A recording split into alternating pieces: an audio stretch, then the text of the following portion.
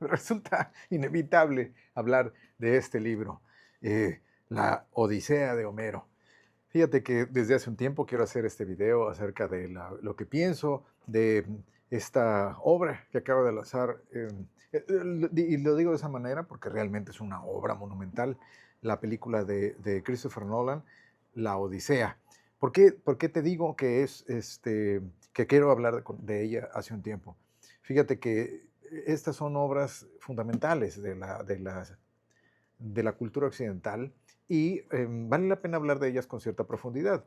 No puedo más que agradecer que, por ejemplo, estas películas que surgen eh, con gran éxito comercial y obviamente son películas con un gran presupuesto y grandes producciones, etcétera, millones y millones de dólares, cantidades de dinero impresionantes, ¿no? Que no podemos llegar a imaginar. Pero justamente eso, te digo que hay que agradecerlo, que aunque tiene sus inexactitudes, que es de lo que voy a hablar aquí en este video, pues resulta que son convenientes porque al final eh, llevan a una generación incluso de gente que nunca en su vida ni siquiera había pensado en, en leer un libro clásico escrito hace casi 3000 años, pues se acerquen a esta obra que es perenne, que es muy importante, como te dije antes, y bueno, de eso quiero hablarte.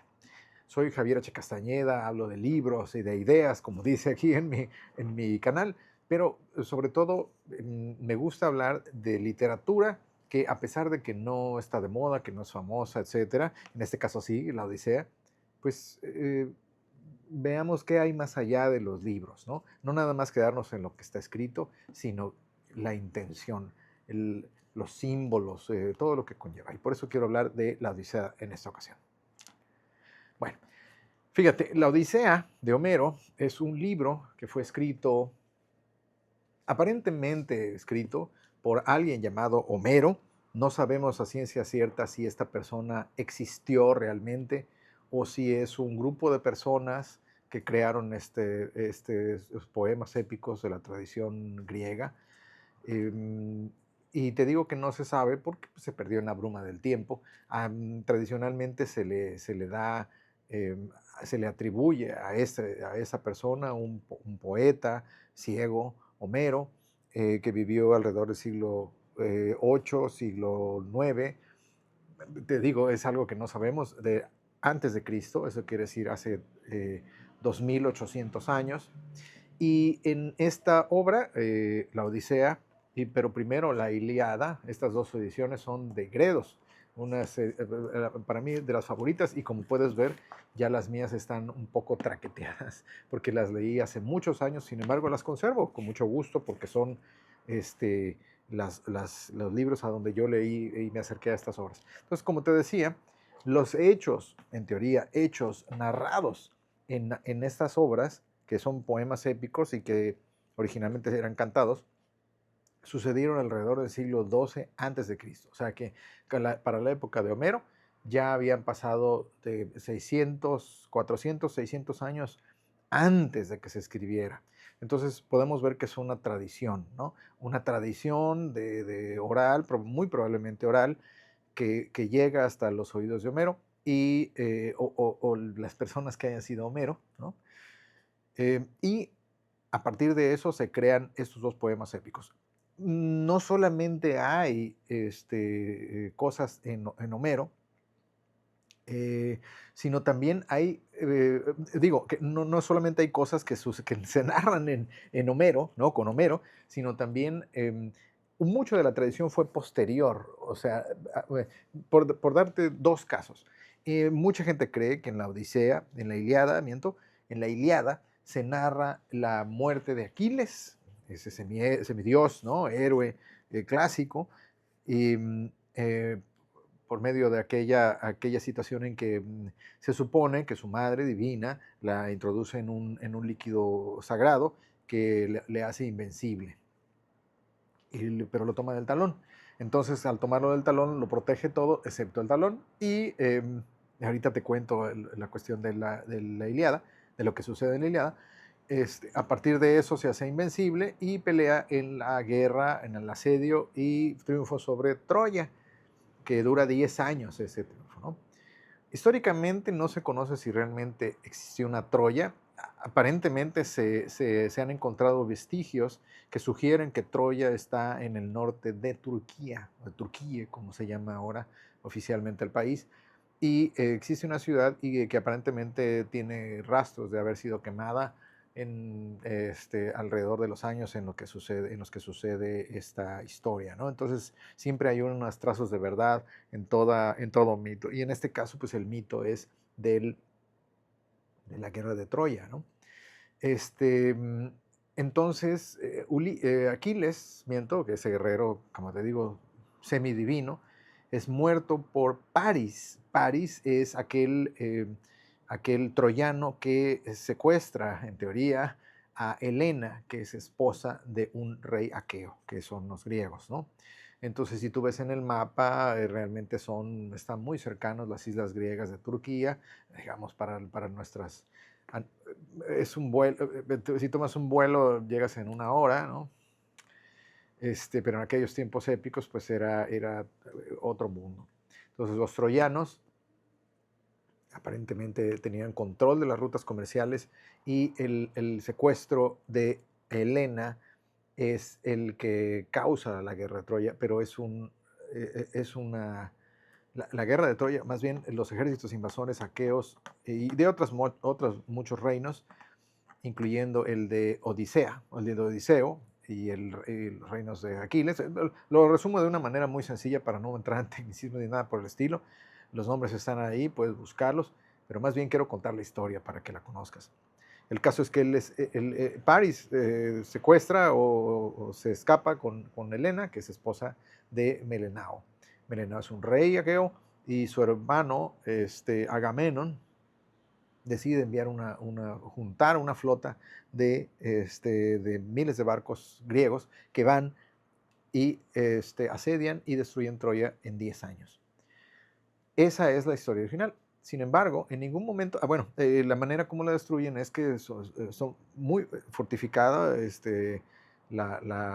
totalmente fortificada Troya resiste esos 10 años y por medio de una estratagema diseñada por el propio Odiseo o Ulises en la tradición romana, Odiseo es el nombre griego, el famoso caballo de Troya, logran entrar a la ciudad con un engaño, haciendo que es una ofrenda a Atena, dejando el caballo y los barcos desaparecen, ellos lo toman, lo introducen en las murallas y pues resulta que hay una serie de guerreros adentro, quienes abren las puertas de la ciudad y es destruida hasta sus cimientos, arrasada por completo, ¿no? Incendiada, dilapidada y pues no me imagino la cantidad de barbaridades que hicieron aquellos hombres históricos, ¿no? Entonces, como te digo, hay vestigios de que eso sí sucedió, pero siempre con esa idea de que no lo sabemos.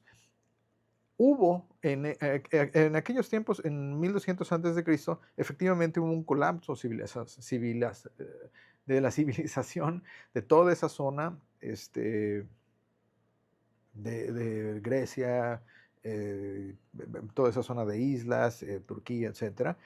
Y aparentemente por los que en la película de Nolan se habla de los hombres del mar. Estos hombres del mar realmente no se sabe si existió como un pueblo realmente, sino más bien aparentemente eran una coalición de varias tribus, digamos, que saqueaban todas las ciudades portuarias, etc. Entonces no se sabe realmente, pero todo nos lleva a concluir, digamos, o sea, siempre con esa idea de que no sabemos exactamente cómo sucedían las cosas,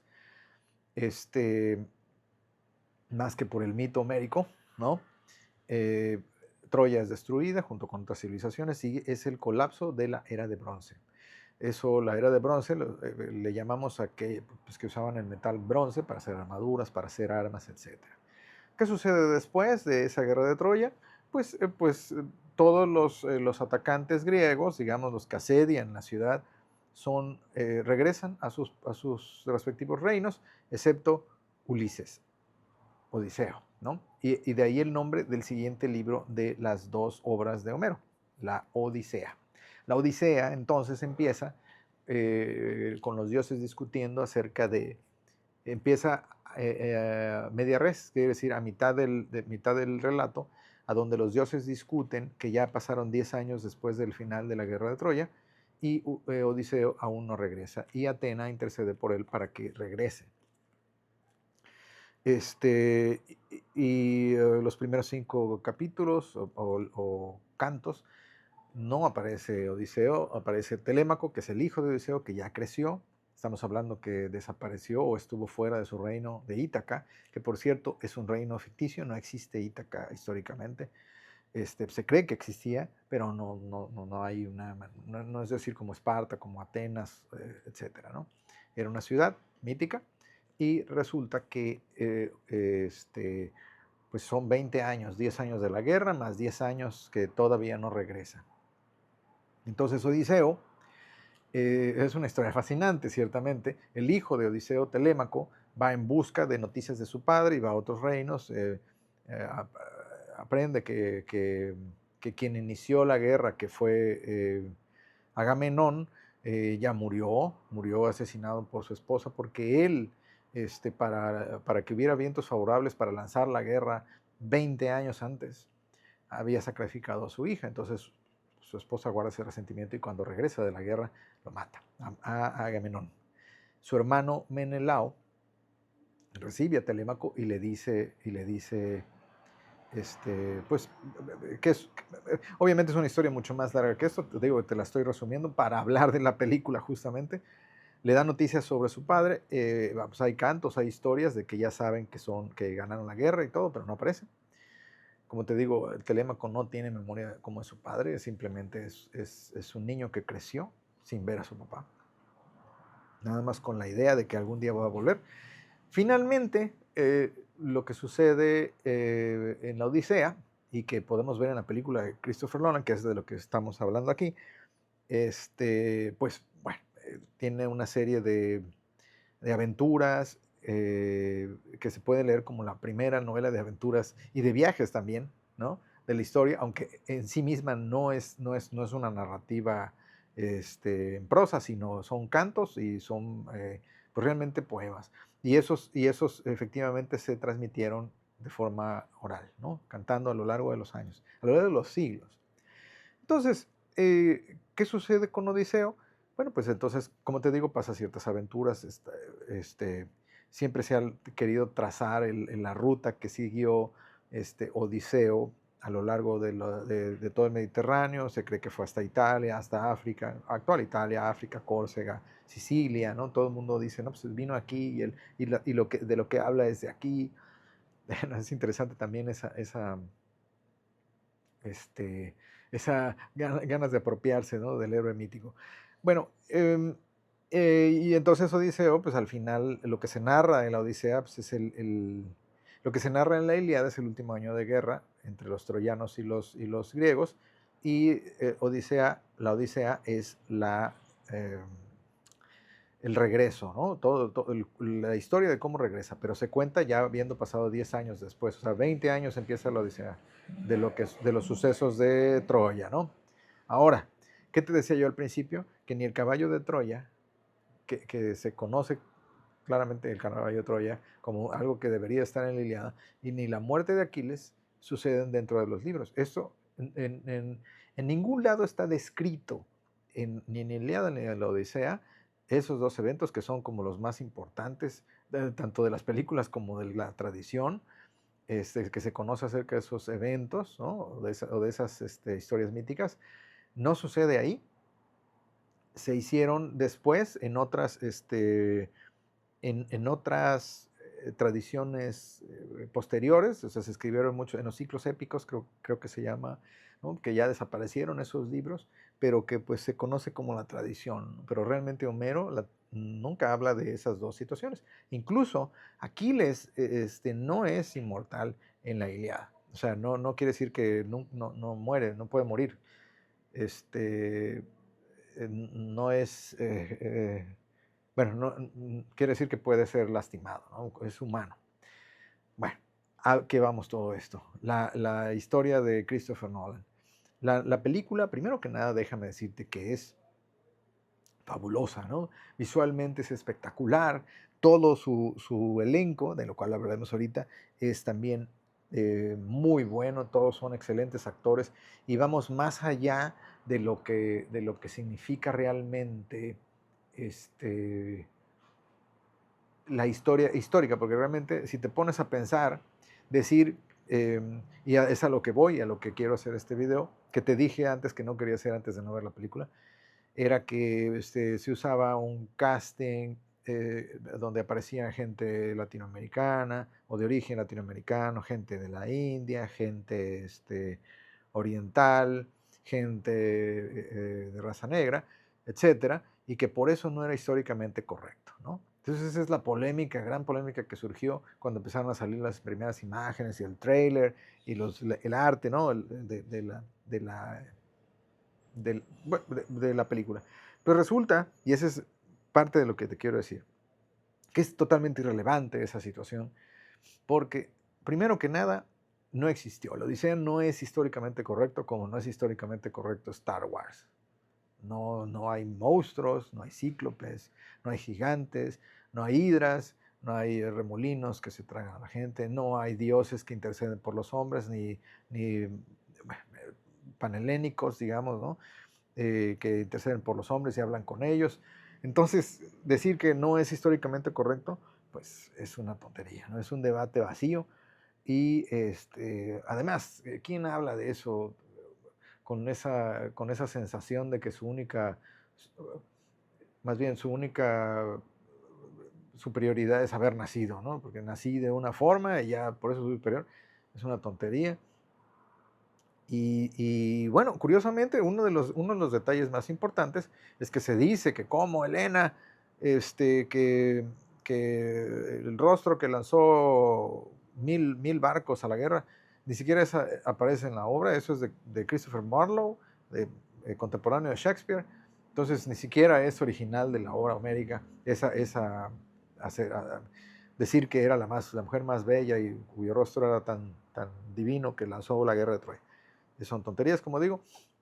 Y lo que decía yo, históricamente, en esa época, incluso tanto en la Ilíada como en la Odisea se menciona, por ejemplo, a los etíopes. Los etíopes son africanos del norte de África, abajo de Egipto, que tenían un imperio tan grande que se ponía el sol y salía el sol, ¿no? Hiperión, que le llamaban ellos al sol, del otro lado, o sea, gigantesco. Entonces, históricamente, pudo haber existido una reina o una princesa de raza negra que estuviera en esa zona. Pues si te pones a ver, como te digo, es una zona muy pequeña geográficamente, ¿no? O sea, que decir que no pudo ser es falso, ¿no? Por otro lado, por ejemplo, tan cercanas son esas zonas y las rutas comerciales que había desde tiempos inmemoriales, que incluso, por ejemplo, Alejandro llegó hasta la India y peleó hasta ahí llegó Alejandro Magno, estamos hablando del siglo IV antes de Cristo, ¿no? Entonces, es un debate vacío esta cuestión de que por qué no es históricamente correcto y debieron poner gente de raza blanca, etcétera, etcétera. O sea, vemos qué nos incomoda, ¿no? O qué les incomoda. Esa situación del casting diverso, woke, como quieren decir, cuando en realidad, si te pones a ver, están hablando, o sea, todos se fijan en eso y no se fijan que están hablando en inglés americano, una lengua que si te pones así de preciso, pues fue creada 1600 años después o más, no sé, en el 1600, siglo XVII, probablemente en el 1600, que es con la llegada de Shakespeare y donde se conforma realmente el idioma inglés, y están hablando con acento de Boston y un acento más cercano a Ática, New York, ¿no? Que verdadero, bueno, el ficticio Ática griego, ¿no? Ni siquiera sabemos a ciencia cierta qué lenguas hablaban, porque pues estaban en Turquía, probablemente hablaban algún tipo de prototurco. No, la verdad, no me puse a investigar sobre eso y no me gustaría decir una barbaridad, pero lo que sí sé es que no sabemos realmente qué idioma hablaban. Ni los griegos actuales hablan con un griego antiguo, ¿no? Que se puede decir que no, pues es un griego que entiende, ¿no? Es como si nosotros, yo te estoy hablando desde México, como si nosotros dijéramos, no, es que eso no es español realmente, hablando de algo que subiera en español, cuando nosotros realmente no entenderíamos un español antiguo. Antiguo, ni siquiera moderno, es alrededor del 1600 también. Entonces no lo entenderíamos, simplemente es imposible entenderlo y no se había desarrollado. Lo mismo pasa. Entonces nos molesta que no sea gente de cierta etnicidad, pero no nos molesta que hablen con inglés de Boston. No nos molesta que haya animales y veces que no existieron, ¿no? Entonces, como te digo, es un debate vano acerca de lo que sucede dentro de la obra. La película, como te digo, es interesante, pero realmente todo lo que sucede dentro de este libro es imposible meterlo en una película. Podría decirse que lo que aparece ahí son highlights, nada más, así, highlights o los momentos más punzantes de toda la historia, visualmente atractivos para ponerlos, pero realmente no se puede decir que sea fiel totalmente. En ningún momento puedes decir que es fiel a la realidad, digamos, a lo históricamente correcto. Vuelvo a repetir. Esa es una tontería decirlo. Acerca de la película en particular, eh, como te digo, tiene un mensaje claro. La película es la dirección que toma Nolan, es decir, que realmente Odiseo no quería regresar porque sentía culpa, ¿no? La culpa de haber destruido una civilización o vaya, porque su culpa, la culpa lo consume, ¿no? Entonces realmente dice, realmente no quería regresar. Pero hay una serie de cosas que estoy haciendo otra serie de videos en corto que luego voy a juntar para hacer un video largo que te invito a ver. Lo voy a poner por aquí y al final del video te lo voy a mostrar para que lo veas. De cosas puntuales acerca de eso. La realidad es que bueno, lo que dice Nolan es esa situación y probablemente en algunos comentarios leí que tal vez tenía PTSD, o sea, síndrome postraumático, si es un verdadero veterano de guerra. eh, Odiseo, ¿no? De lo que vio y que es tremendo en su cabeza. Probablemente tenga ese PTSD que te digo de los soldados. Empero, hablando de la obra en particular, lo que muestra ahí los cíclopes, el estar a las manos del destino, un remolino que traga barcos, la hidra de 7 cabezas, las sirenas, la bruja que convierte a hombres en, en cerdos y Calipso, que es una mujer que lo que te ofrece, o más bien la representación del placer y del olvido, ¿no? De querer olvidar. Realmente todo eso no es realmente algo físico, vamos a ponerlo así. No existe el monstruo, no existe la sirena, no existe Calipso. Lo que existe es el símbolo o lo que qué significa, ¿no? Cada una de ellas tiene un simbolismo particular. Incluso, y es un detalle que poco, a menos que, y eso lo vi de alguien griego, a menos que no sepas, a menos que sepas griego, perdón, no entenderías, por ejemplo, los nombres de aquellos hombres que están intentando casarse con Penélope, que es la esposa, fiel esposa de Ulises, de Odiseo, en la película y que espera su regreso, tienen nombres particulares y cada uno de esos nombres significa una cosa. Por ejemplo, el fuerte, el débil, el orgulloso, el excesivamente violento. Todos tienen unos nombres en griego en particular que significan una cosa. Entonces, realmente, si te pones a pensar, Odiseo, que es un hombre con múltiples recursos, y de hecho en toda la obra se habla el de los múltiples recursos, el grande de sesos, el de ideas esclarecedoras, todo el tiempo está mencionando así en el libro, realmente se enfrenta, y esa es la interpretación que uno puede hacer a través de la lectura del libro, y que tú al ver la película puedes también identificar, no se enfrenta a monstruos, no se enfrenta a hombres que quieren aprovecharse de su esposa y tomar su reino, sino más bien es una conquista de sí mismo, ¿no? Acerca de la mediocridad, el hecho de olvidar y no hacer nada, el no respetar las leyes de la ética. Es curioso, ¿no? Em, por ejemplo, una cuestión un hilo conductor que tiene toda la película de Nolan y que existía en realidad es la senia. Senia era esa hospitalidad, obligada por la ley de Zeus, famosa que mencionan todo el tiempo, que la mencionan muchas veces durante la película, pero es la realidad, ¿no? Tratar a los demás como quieres que te traten a ti. Y básicamente es la obligación de tratar al extranjero o tratar al que llega con amabilidad, dándole de comer, dándole vestido, etcétera, ¿no? Todo eso no aparece propiamente dicho, eh, pero realmente lo que significa esa seña es la pérdida de la civilización, ¿no? Por ejemplo, Polifemo, el cíclope, la manera como se narra en la película es un poquito diferente. Él llega y no llegan los griegos y se ven enfrentados a alguien que no les recibe su casa y al revés se los come, ¿no? Entonces eso es como que lo bárbaro, ¿no? La pérdida de la civilización. Y eso es lo que simboliza. Como te digo, voy a hacer una serie de pequeños videos que voy a ir ensamblando para mostrarte cada uno de esos aspectos. Pero básicamente ahorita lo que quería hacer era darle un panorama general de lo que significa la película en relación a la obra original. Bueno, otra cosa que te quería decir es que no se puede tomar como una adaptación fiel al libro. Y eso es algo que mucha gente está diciendo, expertos en literatura. En mi caso, por ejemplo, yo soy maestro, profesor, y pues es un libro de los que se leen como básicos, ¿no? Yo no te voy a decir que esto que está mal o que es una adaptación terrible o que está espantosa, etcétera, porque no es fiel al original. Como te digo, esto primero es fantasía, y se puede hacer una interpretación de ello. Como desde los primeros momentos en Grecia se hicieron interpretaciones e incluso hubo continuaciones de la guerra, de esas hilos, ¿no? Por ejemplo, los trágicos griegos hicieron obras acerca de Clitemnestra, de Agamenón, de Telémaco,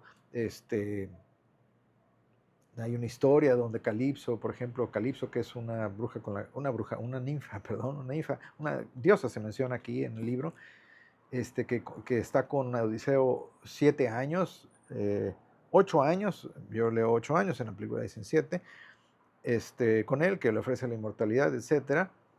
Tiene un hijo con ella y el hijo va pues, a vengarse del abandono de su madre y se encuentra con Odiseo y lo mata, ¿no? Y después se casa con Penélope. Entonces son historias que fueron creadas después. Entonces tú no puedes acusar a un artista actual de haber hecho eso, cuando desde los primeros tiempos, desde la tradición griega, post-homérica, hubo ya adaptaciones de la obra para decir algo más, incluyendo, por ejemplo, la muerte de Aquiles o el caballo de Troya, ¿no? Que realmente no existe dentro de las obras homéricas, no está aquí mencionado, no está descrito, sino que se menciona en algún momento y de ahí se toma el hilo y entonces es como se dice que sucedieron las cosas. Entonces, como digo, repito, la obra es visualmente fabulosa, no me imagino la cantidad de recursos y de talento que se necesita para hacer una obra de tal envergadura. El hecho de que haya gente de diferentes orígenes étnicos, pues es una banalidad. Solamente son debates que se hacen en ciertos lugares del mundo, que no hay que caer en ellos. Y hay que tener muy poquito criterio como para decir que por eso se desestima, que porque aparece un hombre trans, porque aparece una mujer de otro color, etcétera. Por eso se desestima toda esa obra de arte, cuando, como te digo, hay adaptaciones desde los primeros tiempos, ¿no? Desde hace más de 2500 años ya había adaptaciones de la obra homérica. Entonces, como te digo, es una cuestión banal. ¿Qué más te quería decir acerca de la película? Bueno, hay ciertos detalles que realmente están interesantes. Por ejemplo, el hecho de que diga parte del diálogo de Odiseo, es decir, no, pues nuestra edad de bronce se ha terminado, pues cuando realmente la edad de bronce pues, es un hombre posterior, ¿no? Es como, y yo pregunto en algunos de los videos que hice también, pregunto, ¿quién es cómo nos llamaremos nosotros dentro de 100 años? ¿Cómo nos llamarán la época entre pre-internet, pre-inteligencia artificial o la época de la fibra por la fibra óptica? No tenemos ni idea de lo que venga después y cómo seremos llamados. Y tampoco tendremos idea de cómo se nos va a decir o tomar en cuenta, por ejemplo, después van a decir, no, es que estos bárbaros, hablando de nosotros en esta época del siglo XXI, y nos digan, estos bárbaros, ¿sabes qué hacían? Hacían muebles de los árboles. O sea, es una barbaridad. Los árboles probablemente en esos momentos, dentro de 100, 200 años, ya tengan derechos, ¿no? No lo sé. O sea, es una especulación. Entonces, el presentismo es una manera de juzgar el pasado con los ojos del presente. Entonces, también resulta curioso entonces que el Odiseo diga, pues nuestra edad de bronce ha terminado y nuestras gestas serán cantadas para aquellos que no sepan leer, cuando probablemente el propio rey no sabía leer, ¿no? En aquella época, hace 3000 años. O que menciona que de todos modos igual iban a ser conquistados por los macedonios, ¿no? O se intuye que dice eso. Pues eso sucede 1000 años después con la Alejandro Magno, que reúne a todo el mundo helénico y lo transmite a otras civilizaciones. Entonces, son cosas así como pequeños deslices que es como alguien que en una película veas que diga nosotros los hombres de la Edad Media, ¿no? ¿La Edad Media entre qué? O sea, ¿qué viene después de nosotros? Es imposible saberlo. Entonces son pequeños deslices ahí de de la película. Como te digo, hay cosas interesantes, cosas que se salen un poquito, acerca de por ejemplo, de que las armaduras no eran correctas, pues no eran correctas, ¿no? Pero tampoco había gigantes para ponérselas, ¿no? Entonces dicen, no, es que en la escena donde salen los gigantes, pues esos gigantes usan una armadura medieval que no existió hasta 1000 años después. Pues sí, pero tampoco había gigantes, o sea, no, o sea, no. Por mucho que haya conspiraciones ahí que diga que sí existieron y todo, pues realmente los ojos dicen que no hubo gigantes. Bueno, o si hubo, fueron muy pocos. Pero no había una isla de gigantes en el Mediterráneo donde usaran armaduras de ningún tipo. Que el yelmo es de tipo, de una forma excelente, pues sí, evidentemente no es así. Y yo creo que fue deliberadamente hecho por este señor Nolan, que el tipo es un genio, para causar ese efecto, ¿no? O sea, yo lo que pienso, por ejemplo, acerca de cuando aparecen este tipo de polémicas, tú piensas, o sea, realmente tú piensas que esta persona que maneja millones de dólares en presupuesto, millones, cientos de millones de dólares en presupuesto, y que responde a múltiples intereses económicos, de todo tipo, haga las cosas por casualidad. Por supuesto que no. Si dijo, ¿sabes qué? Como en las redes sociales, ¿no? Vamos a poner algo controversial y de esa manera para impulsar el algoritmo. Se haz de cuenta, dijo, vamos, ¿sabes qué? ¿Sabes qué se me ocurre? En lugar de tomar a una Helena rubia, ojizarca, como le llama Atenea, por ejemplo, ojizarca quiere decir de ojos azules, vamos a tomar a Lupita Nyong'o. No me acuerdo exactamente cómo se pronuncia su apellido, aunque es mexicana, de origen, nacida en México, creo. Este, ¿Cómo?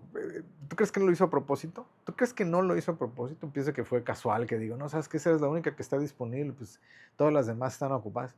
Obviamente no, ¿no? Que Atenas sea esta muchacha, la esposa de Spider-Man, ¿no? ¿Tú crees que fue casual? Nada es casual en esta vida, desafortunadamente, y menos cuando todos esos múltiples intereses son tomados en cuenta. O sea, realmente todo está hecho con precisión quirúrgica para que tenga cierto efecto y resulta que ahorita la película es excesivamente creo que es la película de Christopher Nolan más exitosa económicamente de toda su carrera. Entonces, quiere decir que esos golpes de efecto tienen su efecto real y sirven, ¿no? Entonces, pues prácticamente los que mencionan esa situación están contribuyendo a algo que fue planeado desde el principio. Pues eso es básicamente esto, ¿no? Las decisiones artísticas que tomó, pues son exactamente lo mismo, ¿no? Un golpe de efecto, buscarlo más visualmente llamativo. Hay otras imprecisiones, según, ¿no? Por ejemplo, que el barco no es griego, que no es corintio, etcétera, que es un barco vikingo, del tipo vikingo. Volvemos a lo mismo, ¿no? Pero pero a los ojos de alguien que jamás en su vida ha visto, o ni siquiera había entrado en su mente la idea de la Grecia preclásica, pues ver un barco de cualquier tipo es un barco de madera viejo. O sea, como te digo, volvemos a lo mismo. Es un golpe de efecto. Y bueno, ahora para concluir, para que no se alargue mucho esta conversación que hago yo con mí mismo, ¿no? Que todo esto que traigo desde hace un tiempo queriendo decirlo, pues resulta que gracias a esta inversión que se hizo en esa película y todo lo que está jalando, se han disparado las ventas de libros físicos de la Odisea, ¿no? Entonces, no puedes más que agradecerle a estas personas que hayan hecho, que hicieron esa inversión comercial, artística, de todo tipo, que invirtieron su tiempo y su dinero en lanzar un mito griego de nuevo al frente de la conversación. Nadie podría decir que hoy, mediados de 2026, ya avanzado el siglo XXI, 20 años, más de 20 años, se esté hablando de un mito que tiene 3000 años de antigüedad y no hay más que agradecerlo. Bueno, mis ediciones, por ejemplo, son de Gredos, que para quien quiere saber, porque eso es algo que me preguntaron. La Odisea que tengo es una traducción de José Manuel Pavón y editada por Gredos. Es una de las versiones más, para mí me gusta mucho. He visto otras, pero no tengo los nombres, me gustaría tenerlos a la mano. Ahorita no los tengo, pero tanto la Ilíada como la Odisea de Gredos son dos ediciones bastante amables y me gustan mucho cómo están escritas. La Ilíada que tengo, también de Gredos, es de traducción y notas de Emilio Crespo Güemes, ¿no?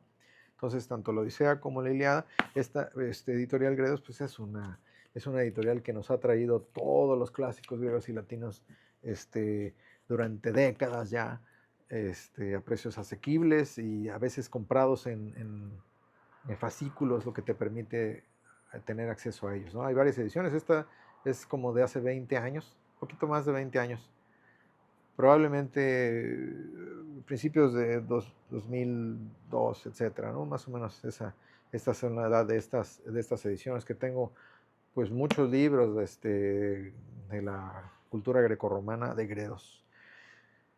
Bueno, para concluir, te invito a que veas la película, pero siempre tengas en cuenta esa situación, lo que te comento, que no vayas a buscar allá historia. No, es como decir, no, pues es que quiero buscar historia en Star Wars, como te dije hace un rato, pues no vas a encontrar historia en Star Wars, siempre va a ser ficción, ¿no? O en Harry Potter, no es que si no se hacía, pues no se hacía así, eso es una invención, este, pero una invención maravillosa que nos ha traído durante 3000 años, la tradición griega, que forma parte de nuestra cultura occidental. Eso es algo que comenté en otro momento. Nuestra cultura occidental está basada en podríamos decirse que está basada en 3 libros fundamentales y en 2 corrientes. Una que es la greco-latina con la doble epopeya, que son la Ilíada y la Odisea, y el otro libro que nos ha hecho los fundamentos, que son los fundamentos de la cultura occidental, es este otro, ¿no? La Sagrada Biblia. Esa doble corriente son un río que se une y es nuestra cultura actual. Muchas de las cosas que te quieras explicar de la cultura occidental están en estos 3 libros, desde la tradición griega hasta una tradición griega que después deriva en la cultura romana, porque muchos de los mitos de las deidades y el panteón de dioses y tradiciones fueron retomadas por los romanos a partir de la Grecia que conquistaron, y posteriormente pues ya sabes que los romanos después de un proceso largo, como te digo, no quiero aquí ser demasiado meterte demasiada academia, bueno, no quiero explicarlo de forma sencilla, pues deriva en el cristianismo, que es la religión predominante del occidente, ¿no? Otras cosas serán de otros de otras culturas orientales, etc. Pero si quieres saber acerca de la cultura occidental, no tienes más que leer con ojo objetivo estos dos libros, estos tres libros, ¿no? La Ilíada, la Odisea y la Biblia. Me gustaría entonces que este video te sirva para entender un poquito justamente eso, ¿no? Que las tradiciones sufren o pasan por transformaciones que las llevan a una nueva, a un nuevo grupo de personas, ¿no? Bueno, este ha sido mi video acerca de mis ideas de la película de Christopher Nolan, La Odisea, que puedes ver todavía ahorita en estos momentos está en cine. Seguramente después, si lo ves mucho después de este video, pues ya estará en otro lado, en algún streaming que puedas verla. Es una película que vale la pena ver, pero como te digo, nunca pienses que es una adaptación fiel a algo histórico, porque eso histórico pues realmente no existe y no hay adaptación fiel de algo que no existe, ¿no? Sigue siendo una fantasía fabulosa, y pero que ha permeado durante siglos y milenios las mentes de los hombres y mujeres de la cultura occidental. Soy Javier H. Castañeda, soy profesor, traductor, escritor, pero sobre todo alguien que ama los libros, y pues te invito a que me sigas por ahí en los botoncitos que van a aparecer aquí, para que te siga yo recomendando libros e ideas que no son propiamente las populares o las de último momento, sino aquellas que son perennes y que han sobrevivido el paso del tiempo. Muchas gracias por llegar hasta aquí. Nos vemos.